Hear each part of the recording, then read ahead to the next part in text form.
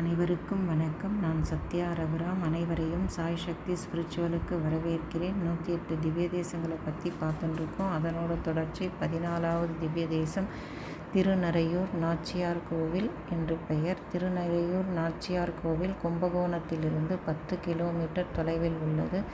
மூலவர் திருநறையூர் நம்பி சீனிவாச பெருமாள், தாயார் வஞ்சுலவல்லி தாயார், நம்பிக்கை நாச்சியார். தீர்த்தம் மணிமுக்தா புஷ்கரணி, சங்கர்ஷ தீர்த்தம், பிரத்யும்ன தீர்த்தம், அனிருத்த தீர்த்தம், சாம்ப தீர்த்தம். விமானம் ஸ்ரீனிவாச விமானம், ஏம விமானம். பிரத்யக்ஷம் மேதாவி முனிவர் பிரம்மா. மங்களாசாசனம் திருமங்கையாழ்வார் 110 பாசுரங்களை பாடியுள்ளார். மேதாவி மகரிஷி பெருமாள் தனக்கு மருமகனாக ஆக வேண்டும் என்றும், மகாலட்சுமி தாயார் தனக்கு மகளாக பிறக்க வேண்டும் என்றும் மணிமுக்தா தீர்த்தம் அருகில் வஞ்சுல மரத்தின் கீழ் தவம் இருந்தார்.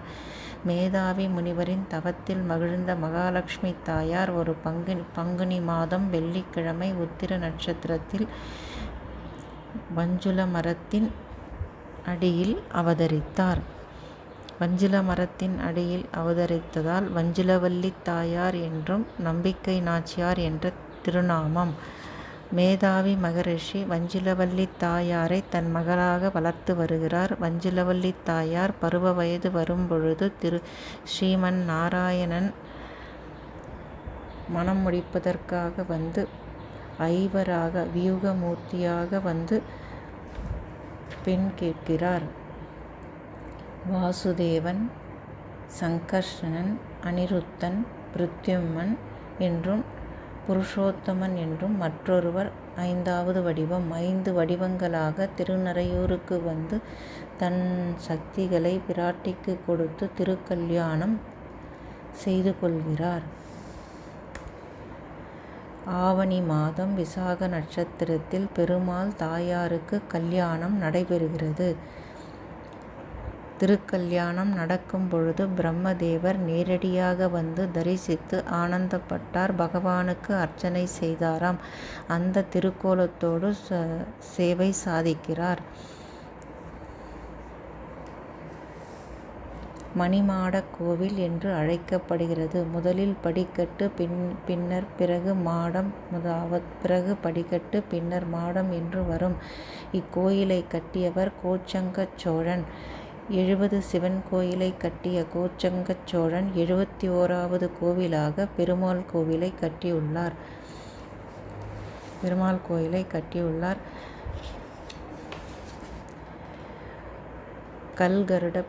கல்கருடன் இத்தலத்தில் விசேஷம்.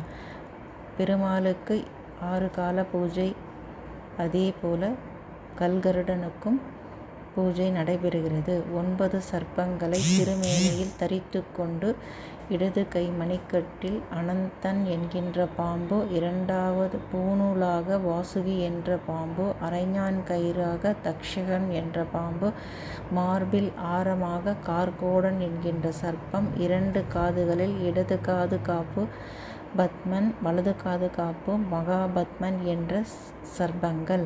இவரது தலையில் சங்கன் என்கின்ற பாம்பு இருக்கின்றார். வலது தோளில் குளிகன் என்ற பாம்பு இருக்கிறார்.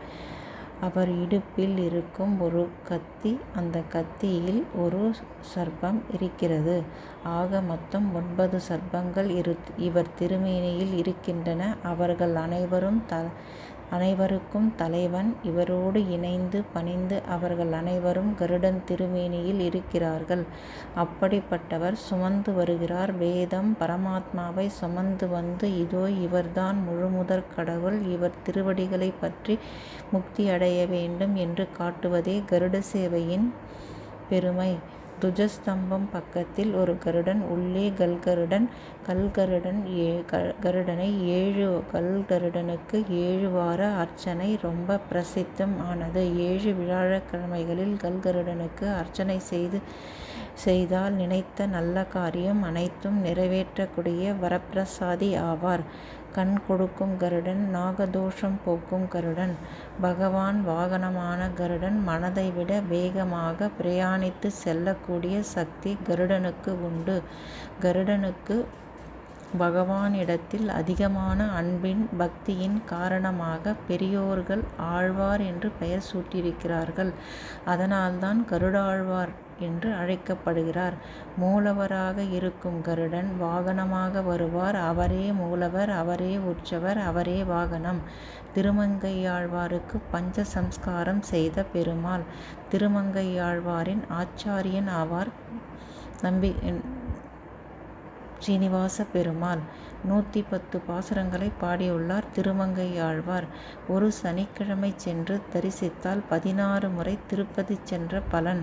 மஞ்சுளவல்லி தாயார் கையில் கிளியுடன் மூலவராக சாவி கொத்துடன் எழுந்திருக்கிறார்.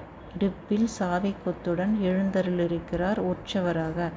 யானை வாகனத்தில் எழுந்தருளும் போது யானையின் அங்குசம் தாயார் கையில். முதலில் தாயார் புறப்பாடு கண்டருளுவார், பின்னர் பெருமாள். தாயாருக்கு முதல் மரியாதை இச்சேத்திரத்தில்.